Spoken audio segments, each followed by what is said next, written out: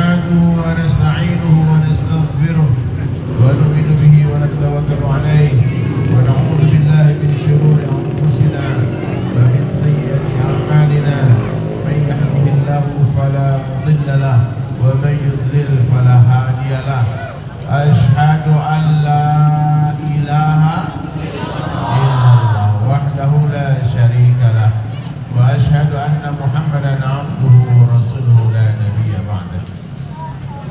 قال الله تعالى في القرآن الكريم: أعوذ بالله من الشيطان الرجيم بسم الله الرحمن الرحيم ومن أحسن قولا ممن دعا إلى الله وعمل صالحا وقال إنني من المسلمين. وقال النبي صلى الله عليه وسلم في حديث قدسي عن أبي الدرداء رضي الله عنه يقول: سمعت أبو القاسم صلى الله عليه وسلم يقول: إن الله قال يا عيسى إني باعث من بعدك أمة إن أصابهم ما يحبون حمدوا الله وإن أصابهم يفرحون تسبوا وصبروا ولا حلم ولا علم. كيف يكون هذا لهم ولا حلم ولا علم يا رب؟ قال الله تعالى: أعطيهم من حلمي وعلمي أو كما قال رسول الله صلى الله عليه وسلم. Baik hadirin sekalian, tidak ada yang kebetulan di dunia ini. Pertemuan, perpisahan itu terjadi atas kehendak Allah Subhanahu wa taala. Hanya Allah yang berkuasa menjumpakan orang yang berpisah dan memisahkan orang yang berjumpa. Hanya Allah yang berkuasa menjauhkan orang yang berdekatan dan mendekatkan orang yang berjauhan. La ilaha illallah. Yang menghidupkan kita siapa? Allah. Yang mematikan pun adalah Allah. Seluruh dunia manusia hendak membunuh kita takkan mampu tanpa izin Allah. Begitu juga sebaliknya. Seluruh manusia hendak melindungi kita, menyelamatkan kita. Kalau Allah katakan binasa, pasti akan binasa. Apa saja yang Allah Subhanahu wa taala kehendaki terjadi, pasti akan terjadi. Dan apa yang Allah kehendaki tidak terjadi, tidak akan terjadi. La ilaha illallah. Bagi Allah mudah saja untuk menghentikan waktu di satu tempat, memperjalankan waktu di tempat lain, bisa kan? Saya baru pulang beberapa bulan yang lalu dari Jordania. Saya mau masuk ke Palestina, tapi nggak bisa sama Bidi Salim dan teman-teman Bang Olim. Di Jordania kami berkeliling dari masjid ke masjid, dari tempat-tempat bersejarah, makamnya para nabi, termasuk masuk ke sebuah tempat namanya Gua Ashabul Kahfi. Gua Ashabul Kahfi itu di sana sejarah tertulis abadi dalam Al-Quran. Ada 7 orang pemuda yang soleh yang Allah tidurkan di dalam gua. Di depan gua itu ada seekor anjing namanya Kitmir. Anjing itu di luar gua. 7 orang pemuda soleh di dalam gua. Kami lihat tuh ada tuh tulang-tulang yang nampak di kuburan itu. Sallallahu alaihi Nabi. Mereka masuk gua umurnya belasan tahun, 17 tahun, 18 tahun, masih muda. Lalu ditidurkan oleh Allah 309 tahun. Berapa tahun? 309 tahun. Pas terbangun, dia bukan menjadi tua berubah, tidak. Tetap umurnya 17 tahun. Waktu di dalam gua berhenti, di luar gua berjalan 309 tahun. Bisa nggak? Bisa. Jadi jangan heran kalau mendengar kisah Isra Mi'raj ya Rasulullah. Rasulullah masih berbaring di Masjidil Haram. Ada seorang sahabat disebut Nabi. Lalu beliau dijemput oleh Allah dengan sebuah kendaraan yang terbaik, Burak. Ya, Burak itu kendaraan surga, Pak. Sejenis kuda bersayap. Kurang lebih betul. Nanti boleh cari di kitab-kitab. Lalu diperjalankan oleh Allah dalam satu malam minal Masjidil Haram ilal Masjidil Aqsa. Bukan hanya di sana, hadirin sekalian. Lanjut lagi menembus 7 lapis langit. Berjumpa dengan Allah Subhanahu wa taala di Sidratul Muntaha. Bahkan diperlihatkan pemandangan surga, pemandangan neraka. Pas Nabi balik, kata sahabat, itu masih hangat itu. Bekas tempat tidurnya Nabi itu masih hangat. Jadi Apa saja yang Allah kehendaki terjadi pasti akan terjadi. Ya. Allah mampu menjadikan orang paling miskin menjadi orang yang paling kaya di kotanya. Kemarin ketemu miskin, oh sekarang kaya kali. Bisa nggak, Pak? Begitu juga sebaliknya, orang yang paling kaya menjadi miskin. Bisa. Dulu di kampung, oh diremehkan orang, tahu-tahu hilang dia beberapa tahun, oh tahu-tahu udah jadi orang hebat. Bisa. Nah, maka hadirin dirahmati Allah Ta'ala, kita harus memahami seluruh suasana dan keadaan yang Allah ciptakan di dunia ini. Fungsinya apa? Ujian. Ya, fungsinya hanya sebagai ujian saja. Kekayaan bukanlah sebuah kemuliaan tapi ujian. Kemiskinan bukanlah sebuah kehinaan tapi ujian. Diberikan ujian, musibah. Kemarin ada banjir datang di Aceh, Sumatera Utara, Sumatera Barat, itu ujian. Yang gak kena banjir juga diuji sama Allah. Hari ini kita sering kasihan lagi diuji sama Allah, dia sakit. Kita lupa bahwasanya sehat juga ujian. Teman-teman kita tuh udah diuji Allah, tuh susah, gak ada kerjaan, miskin. Padahal lagi rame kerjaan juga ujian. Menang itu ujian, kalah itu ujian. Apa ujian bagi orang-orang kaya? Apakah dia bersyukur atau tidak? Apa ujian bagi orang-orang miskin? Apakah dia bersabar atau tidak? Jadi kalau mau diuji Allah, Bapak Ibu mau diuji apa? Mau diuji kaya atau miskin? Hah? Jawablah.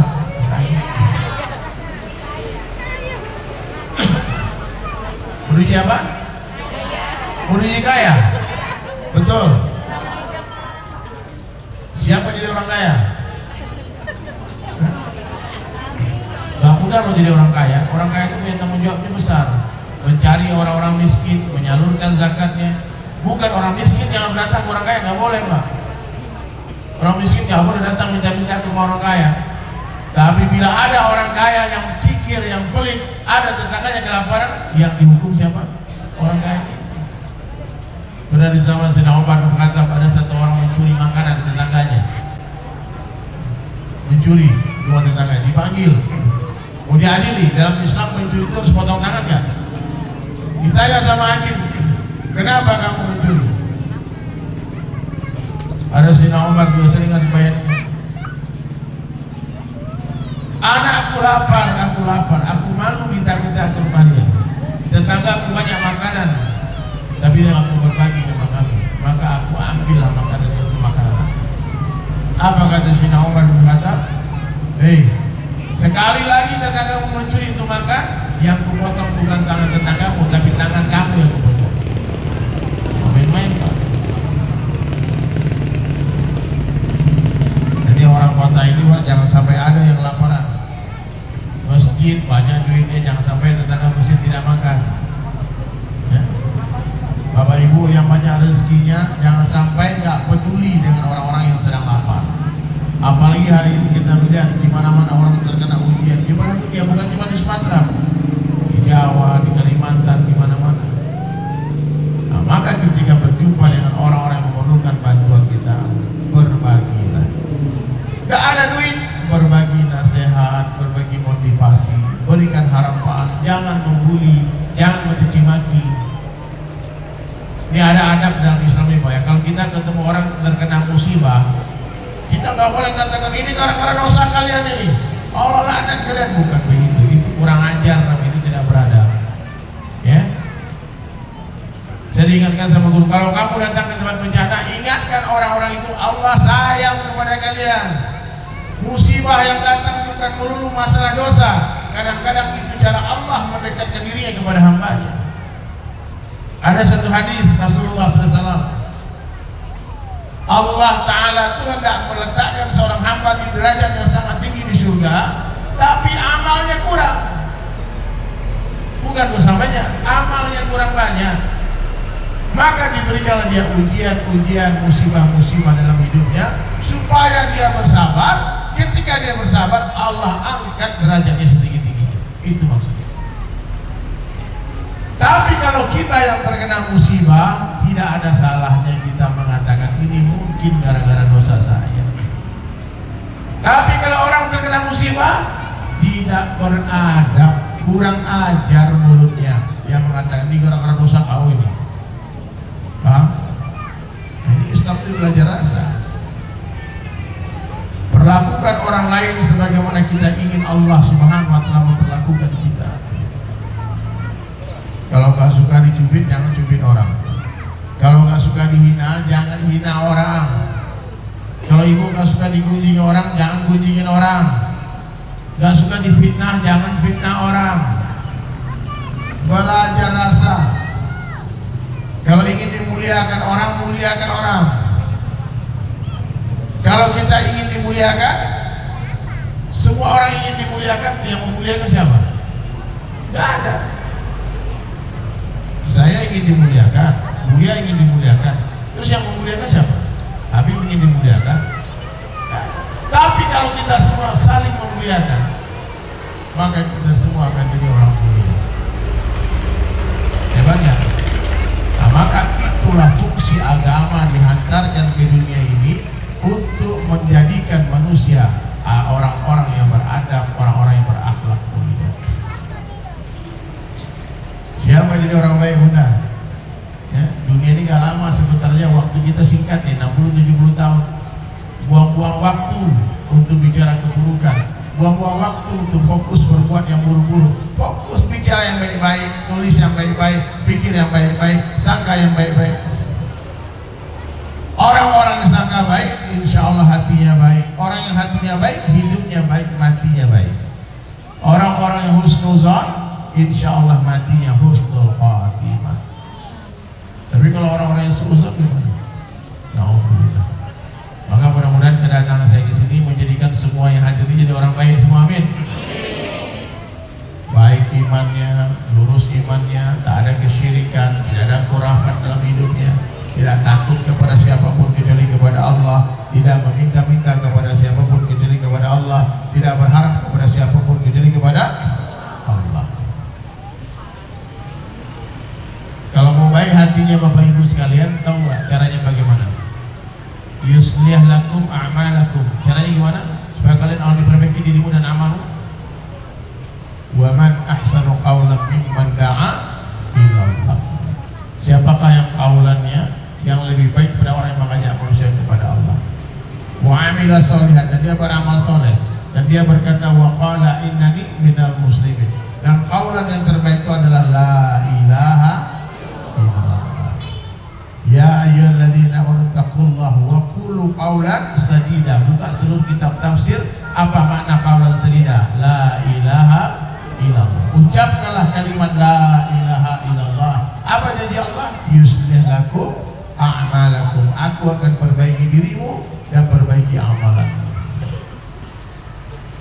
Nah, jadi kalau kita ingin baik, perbaiki lisan.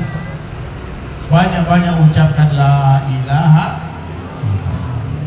Kalau memuji anaknya cantik, istrinya cantik, katakanlah Masya Allah, Tabarakallah.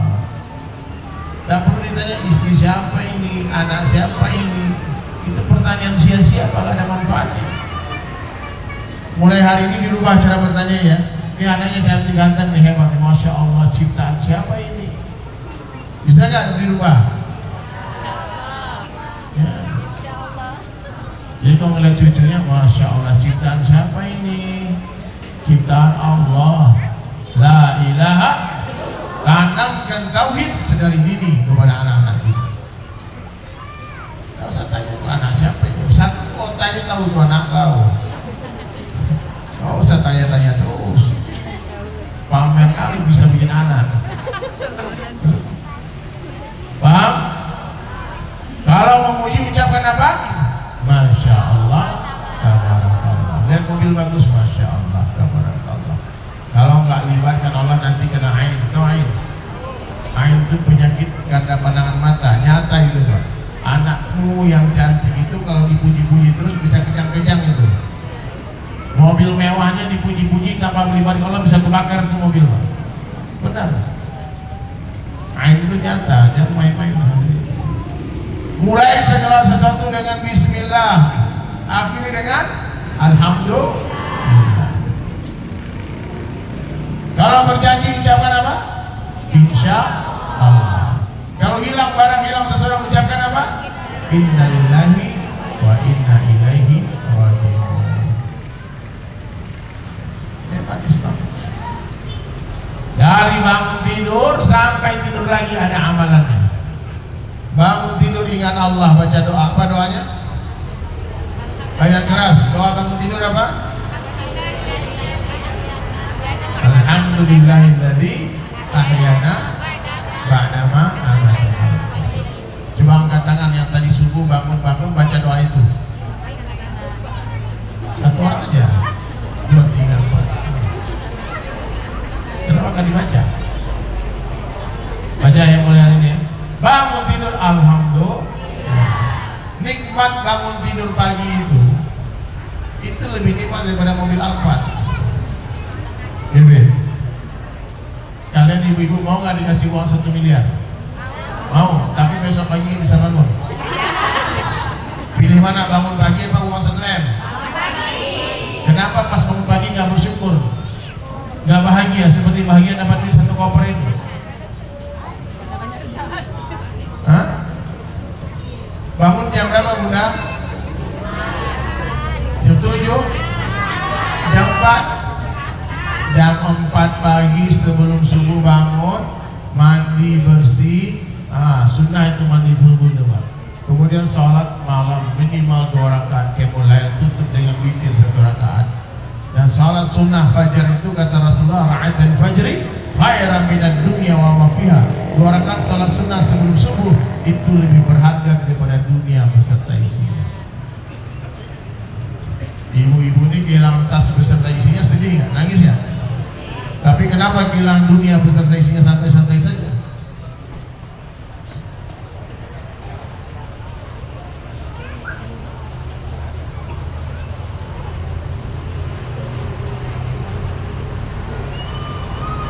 Paham?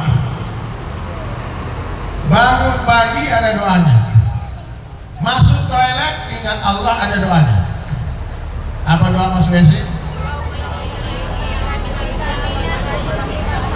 Allahumma inni a'udzubika min syaitan. Masuk WC kaki apa? Keluar? Bercermin ada doanya. Apa doanya bercermin? Allahumma asanta khalq. Ibu-ibu ini kalian tuh nggak bisa lepas dari cermin, nggak hafal doa bercermin, rugi besar. Kami kalau laki-laki ini pakai spion orang itu bisa bercermin. Ya Pak. Tapi ibu-ibu, kita ajak jalan nih, kalau istri saya pergi keluar tuh nungguin dia bercermin, berdandan, kita tinggal umrah pulang-pulang belum selesai. Ayo, ini ada datuk dari Malaysia, datuk kali masuk tuh. Masuk, dari Malaysia datang ke sini, masya Allah. Ini ada juga nih yang satu ini Buddha, yang baju biru Buddha itu Muas. Ibu itu kalau punya menantu teman dan sedikit. Masuk Ustaz. Ustaz maaf, masuk Ustaz. Nah, itu yang pakai kacamata nih Bu. Nah, istrinya meninggal 3 tahun lalu. Dia mau ikut ke Medan mau cari istri ya.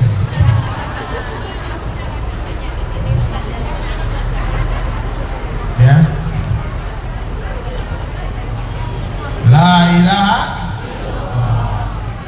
Keluar toilet ada doanya. Apa doanya? Ghufranaka ya Allah, ampuni hamba ya Allah. Nasi padang masuk enak, lezat, keluarnya menjijikkan seperti itu. Ya, kenapa jadi begini? Allah ampuni hamba ya Allah. Mau pakai baju ada doanya. Pakai baju mulai di tangan mana? Melepaskan? Mau makan ada doanya. Apa doa mau makan? Allahumma barik lana. Nah, ini hafal semua nih. Allah. Mau makan ada doanya, habis makan ada doanya, keluar rumah ada doanya, naik kendaraan ada doanya, kendaraan berjalan ada doanya, jalan mendaki ada doanya, jalan menurun ada doanya, jalan belok-belok ada doanya, jalan rusak ada doanya, lewati jembatan ada doanya. Ada yang tahu doa jembatan? Oh. Allahumma ya Rabbi ya Allah selamatkan aku, selamatkan aku. Ingat jembatan Sirat. Ini lewat jembatan klakson 3 kali. Penunggunya minta diklakson. Itu berapa itu? Syed nggak boleh itu. Sehingga kalau kita naik bis lewat jembatan, supir nggak langsung 3 kali. Tet. Kenapa Pak supir? Minta klakson orangnya. Lihat masjid, salawat, ada doanya. Lihat tempat peribadatan non muslim, ada doanya. Masuk pasar ada doanya. Nih ibu-ibu, apa doa masuk pasar? Apa? Itu pahalanya paling besar. Siapa yang membaca doa ini kata Nabi, sebelum dia masuk pasar, alfi hasanah, 1 juta kebaikan untuk dia. 1 juta kebaikan. Loh, kok besar pahalanya berzikir di pasar itu? Karena berzikir di tengah pasar itu nilainya seperti air di padang pasir, mahal harganya. Berzikir mengingat Allah di tengah kerumunan orang-orang lalai.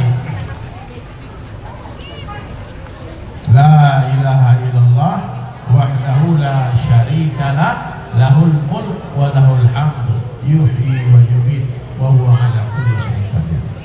Dapat 1 juta kebaikan. Tempat yang paling dicintai Allah adalah masjid, yang paling dibenci Allah adalah pasar. Jadi kalau masuk pasar itu jangan lama-lama.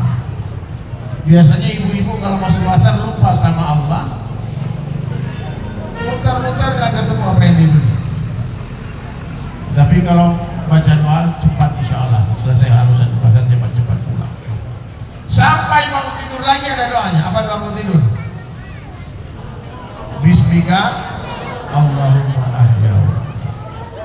Siapa yang baca doa ini mau tidur, dia mau duduk sholat sebelum tidur, sholat taubat dulu, dia bangun tahajud, dapat pahala sholat tahajud meskipun dia ketiduran sampai subuh. Dan siapa yang sholat subuh berjamaah di masjid, dicatat pahala bagi dia seperti sholat malam separuh malam. Siapa yang sholat isya dan sholat subuh, dicatat pahala seperti sholat malam sepanjang malam. Maka kalau memang cinta sama Allah, hidupkanlah sunnah-sunnah Rasulullah. Qul in kuntum tuhibbunallaha fattabi'uni yuhibbukumullah. Kalau kalian benar-benar mencintai aku, kata Allah, fattabi'uni, ikutilah Muhammad sallallahu alaihi wasallam. Apa janji Allah? Yuhibbukumullah, Allah akan mencintai kalian. Semakin dekat dengan sunnah, semakin dekat dengan Allah. Jauh dari sunnah, jauh dari Allah. Insyaallah ya. Jangan remehkan sunnah Bapak Ibu sekalian. Hari ini banyak orang meremehkan sunnah. Kalau kita bilang, Bang ini sunnah, oh itu kan sunnah. Sering nggak dengar kalimat itu? Dulu para sahabat menghidupkan sunnah karena itu sunnah. Hari ini kenapa kita meninggalkan sunnah karena itu sunnah? Hidupkan sunnah Rasulullah SAW. Semampunya, bukan semaunya. Mulai semua kebaikan dari sebelah kanan. Masuk masjid kaki kanan, keluar masjid kaki kiri. Masuk WC kaki kiri, keluar kaki kanan. Makan dan minum tangan kanan. Kalau tak sengaja minum tangan kiri, muntahkan minuman ini. Jangan remehkan sunnah. Man ahya sunnati, siapa menghidupkan sunnahku, kata Rasulullah sallallahu alaihi wasallam, faqad ahabbani, sungguh dia mencintai aku. Wa man ahabbani, dan siapa mencintai aku, kana ma'i fil jannah, bersama denganku di dalam surga. Jadi jangan remehkan sunnah. Tak mampu ya udah istighfar saja. Imamah ini sunnah, pakai cilak mata itu sunnah, memotong kumis buat laki-laki itu sunnah, membiarkan jenggot itu sunnah, memakai miswak itu sunnah, memotong kuku itu sunnah, mencabut bulu ketek itu sunnah, membersihkan bulu kemaluan itu sunnah, memakai wangi-wangian itu sunnah. Banyak sunnah Nabi. 18.000 jenis sunnah Rasulullah SAW. Amalkan semampunya, bukan semaunya. Ini bapak-bapak saya mau tanya nih, buang air kecil itu sunnahnya berdiri apa jongkok? Jongkok. Boleh nggak berdiri? Boleh kalau darurat. Rasulullah pernah berdiri di tempat tumpukan sampah. Tapi kalau di rumah kesehariannya, Ummahatul Mukminin Aisyah mengatakan tidak pernah aku melihat Nabi berdiri, selalu jongkok hadisnya. Kalau berdiri nanti cipratan najis terkena celana kita, sarung kita. Kalau di sarung kita ada najis, tak sempurna wudhunya, bagaimana khusyuk sholatnya. Siap hijrah ya? Hijrah dari minum tangan kiri ke tangan kanan, dari buang air kecil. Buang air kecil itu kode internasionalnya 1, buang air besar 2, satunya jongkok. Bahkan Nabi mengancam, siapa yang tak bersih istinjanya diancam siksa kubur.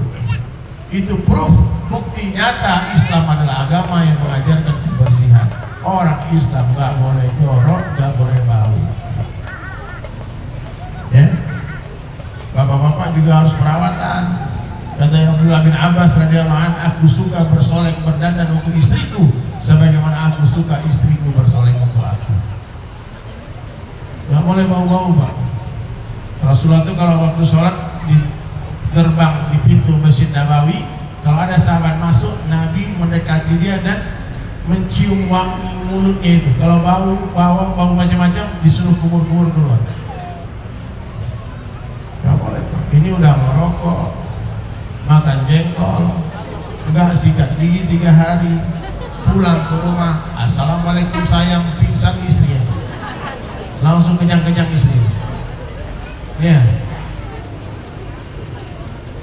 nah, ibu-ibu juga begitu. Jangan gara-gara sibuk membersihkan rumah sampai lupa membersihkan diri, bahkan lupa membersihkan hati. Ini bapak-bapak kadang-kadang salah juga, bikinkan rumah besar-besar. Ya. Rumah itu sederhana aja, Pak. Rasulullah rumahnya sebesar 3 kuburan aja, lebih besar masjid daripada rumah Nabi.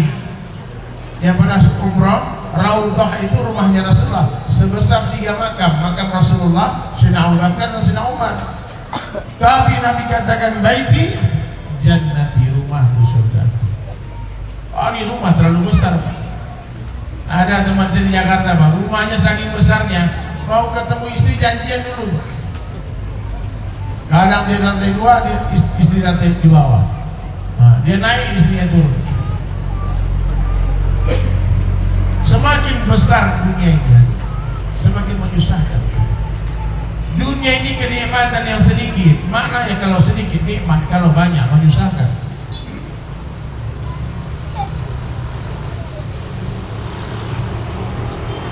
Saya mau tanya, bapak-bapak pulang dari tempat kerja ke rumah, sampai di rumah istri hidangkan 1 gelas kopi, nikmat ya, Pak?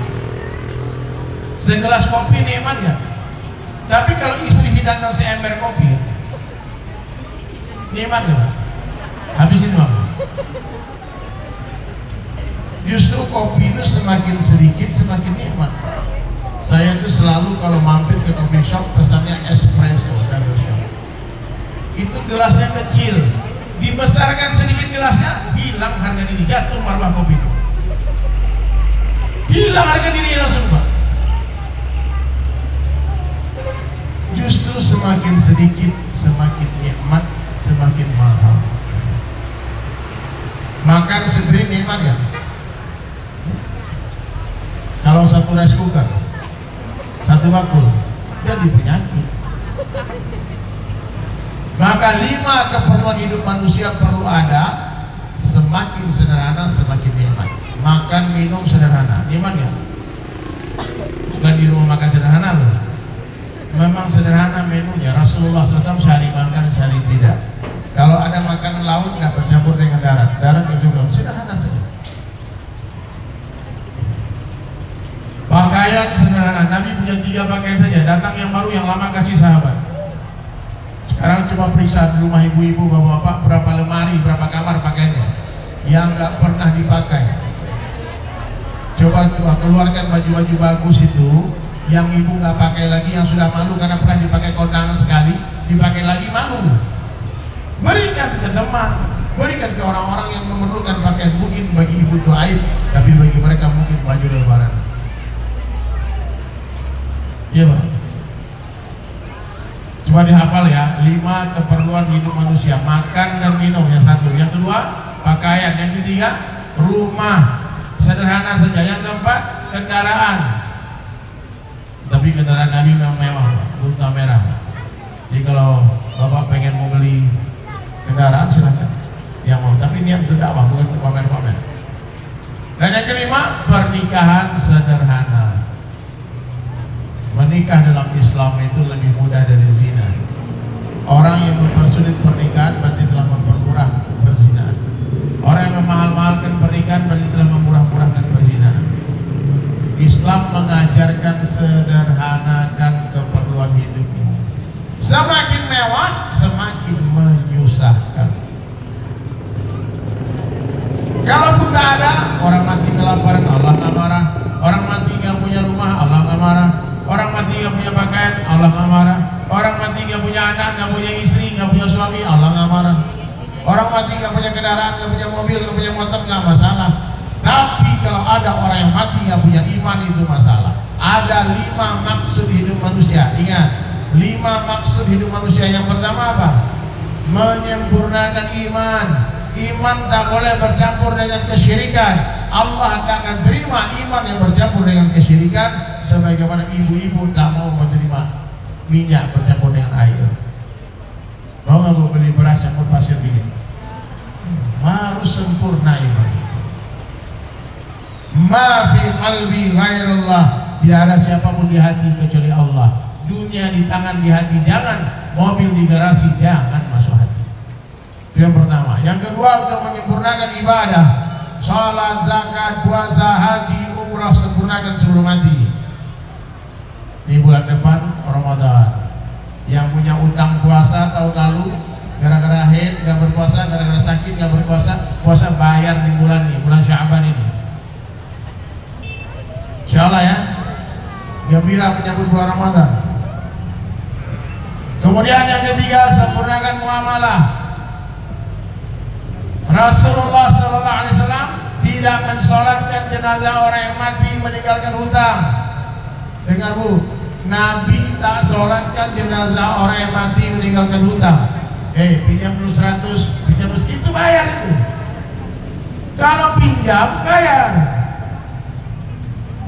Saya pahami waktu itu orang tua saya, almarhum ayah saya, pernah dia telepon, "Ber, pinjam Bapak duit 500, saya kirim 500, berapa hari kemudian dikembalikan." Saya bilang, nyawa aku milikmu. Tapi kemarin Bapak bilang pinjam. Kalau pinjam harus dibayar. Ini bangga punya utang. Jangan pas berutang lunak giginya, pas ditagih pura-pura gila. Kamu siapa? Ya boleh. Apa tanda-tanda orang ini yang membayar hutang? Dia tidak membeli barang apapun, tidak pergi kemanapun sebelum hutangnya lunas. Kalau ibu punya hutang sama orang, janganlah pergi umroh dulu, bayar hutang dulu. Terus kalau saya mau pergi umroh itu, minta izin sama yang punya duit. Boleh nggak uangmu kepake umroh dulu nih? Hutangmu kan 1 miliar, aku ada duitnya 30 juta sekarang. Aku bayar pun percuma. Aku umroh di depan Ka'bah, nanti aku berdoa supaya dapat rezeki banyak, biar bisa bayar hutang. Oh silakan Kak, boleh tuh pergi. Pergi haji, hutang nggak dibayar, sah nggak hajinya? Nggak sah. Minta izin dulu, kecuali atas ridho orang punya hutang. Maka Bapak kalau punya hutang, Ibu kalau punya hutang, jangan lost contact. Telepon, datangi orang yang punya uang, apa kabar, minta maaf, aku belum bisa bayar hutangku ya, aku cicil dulu sedikit-sedikit boleh. Jangan pura-pura gila. Apalagi riba, hutang-hutang, pinjol nih. Berapa banyak orang yang gantung diri gara-gara pinjol, dipermalukan, dihinakan, di Facebook, di mana-mana. Ibu-ibu, bapak-bapak mau nggak hidup tenang tanpa hutang? Mau? Saya mau kasih amalan, mau nggak hidup tanpa hutang? Hutang itu kegelisahan di malam hari, kehinaan di siang hari. Hutang itu kegelisahan di malam hari, kehinaan di siang hari. Kalau mau hidup tenang tanpa tahu? Mau tahu amalannya? Jangan berhutang. Itu amalannya. Kalau sudah terlanjur, udahlah, jual apa yang ada. Ya. Ada sapimu, jual lu sapimu. Ada motor, jual lu motor. Kalau enggak, jaga komunikasi dengan orang yang berhutang. Itu muamalah hadirin. Dealing, jual beli. Kalau barang itu belinya di Medannya, atau bilang di Singapura. Kalau itu barang KW, jangan dibilang ori. Tak termasuk umatku orang yang suka menipu, kata Rasulullah SAW. Ya. Sempurnakan iman, sempurnakan ibadah, sempurnakan muamalah, sempurnakan muasyarah. Boleh nggak berantem? Musuh-musuhan boleh nggak? Boleh, paling lama 3 hari. Hari keempat minta maaf, tapi dia yang salah, Ustaz. Kalau kita salah kita minta maaf itu biasa, tapi kalau orang salah kita minta maaf itu luar biasa. Siap insyaallah ya. Yang kelima, maksud hidup menyempurnakan akhlak. Tidak ada iman tanpa akhlak, tidak ada ilmu tanpa akhlak, dan tidak ada Islam tanpa akhlak. Islam itu akhlak. Maka Bapak Ibu sekalian dirahmati Allah Subhanahu wa taala. Mudah-mudahan pertemuan kita yang singkat ini hadirin menjadikan kita orang yang lebih baik lagi. Amin. Ya, kesimpulannya apa? Yang pertama, hati harus terbebas dari kesyirikan. Yang kedua, hidupkan sunnah Rasulullah SAW. Yang ketiga, sempurnakan amalan. Yang terakhir, sholatnya diperbaiki. Siapa yang memperbaiki sholatnya, tanpa sadar Allah akan memperbaiki kehidupannya. Ada masalah, angkat tangan, Allah akan turun tangan. Terwujud tak terwujud, tetaplah bersujud. Ya. Wasta'inu bisabri wassalat. Carilah pertolongan Allah dengan sabar dan sholat. Sholat laki-laki di mana? Di masjid berjamaah 5 waktu di tempat azan dikumandangkan. 1 langkah mengangkat 1 derajat, 1 langkah menggugurkan 1 dosa. Siap semua insyaallah. Ibu-ibu boleh nggak ke masjid? Boleh. Lebih baik di mana? Kalau laki-laki tak ada sholat di rumah, Pak. Sholat kita di masjid. Nabi mengancam akan membakar rumah orang sholat di masjid, di rumah. Sungguh ingin aku kumpulkan pemuda-pemuda, kata Rasulullah, lalu kuperintahkan mereka mengumpulkan kayu bakar untukku, dan aku akan mendatangi laki-laki yang sholat fardu di rumah-rumah mereka, dan aku akan bakar rumah mereka. Maka bapak-bapak, ini masjid kita ini apa namanya ini? Ar-Rubaiyah. Sholat subuhnya berapa orang? Mana imamnya? Hah? 3 sah, berarti makmur di masjid. Ada Jumatan di sini. Jumatan ada? Kalau Jumatan berapa sah? Jumatan penuh. Subuh 3 sah. Tapi lumayan. Kalau tadi saya tanya berapa orang? 10 orang katanya. Ada masjid-masjid kadang-kadang memang nggak ada sama sekali. Siapa azan, dia yang imam, dia sendiri aja. Dia azan, dia imam, dia makmum.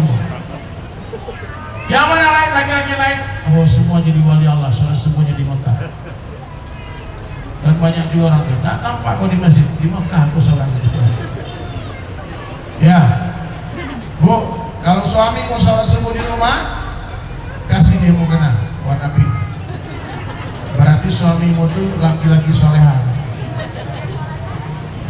Menangislah tuh. Dorong suamimu ke masjid. Ibu nggak perlu ke masjid. Loh, kenapa? Karena pahala suami 100% mengalir ke buku catatan amal istri. Nanti ibu-ibu nih di rumah dorong suami ta'lim, dorong suami pergi dakwah, suruh dia baca Quran, suruh dia sedekah, suruh dia berbuat baik semuanya. Semua amalan hidupkan sunnah, Bang. Nanti di akhirat ibu terengah oleh catatan amal. Hei malaikat, ini kenapa ada pahala jenggot ini? Aku kan perempuan gak berjenggot. Itu pahala suami mengalir ke kamu. Maka sungguh malam seorang wanita yang punya suami tidak mau beramal, sibuk nyari duit, pitih. Yang ditransfer bukan cuma rekening bank istri saja, rekening amal istri tadi transfer.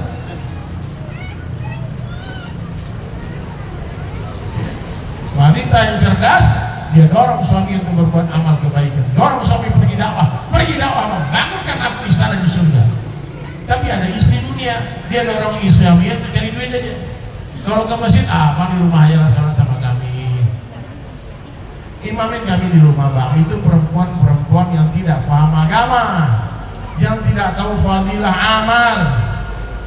Maka hidupkan ta'lim fadilah amal setiap hari di rumah-rumah kalian supaya tahu fadilah keuntungan beramal.